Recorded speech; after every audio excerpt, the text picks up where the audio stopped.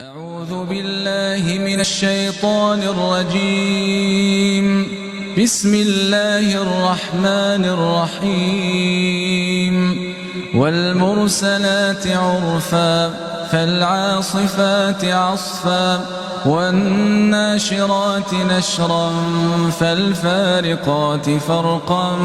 فالملقيات ذكرا عذرا أو نذرا إنما توعدون لواقع. فإذا النجوم طمست وإذا السماء فرجت وإذا الجبال نسفت وإذا الرسل أقتت لأي يوم أجلت ليوم الفصل وما أدراك ما يوم الفصل ويل يومئذ للمكذبين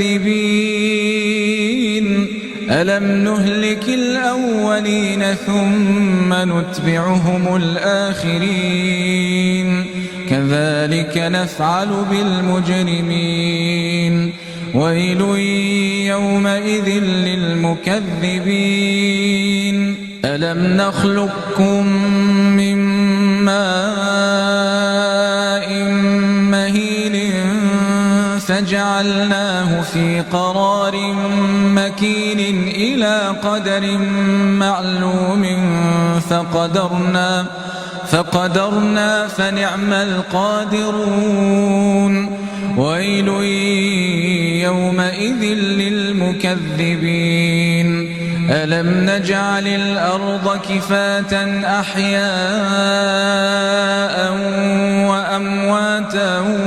وجعلنا فيها رواسي شامخات وأسقيناكم ماء فراتا ويل يومئذ للمكذبين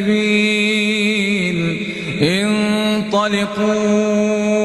إلى ما كنتم به تكذبون انطلقوا إلى ظل ذي ثلاث شعب لا ظليل ولا يغني من اللهب إنها ترمي بشرر كالقصر كأنه جمالة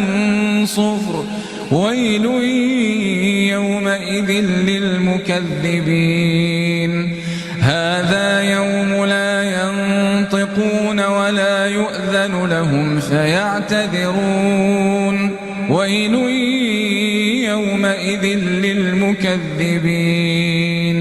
هذا يوم الفصل جمعناكم والأولين فإن كان لكم كيد فكيدون ويل يومئذ للمكذبين إن المتقين في ظلال وعيون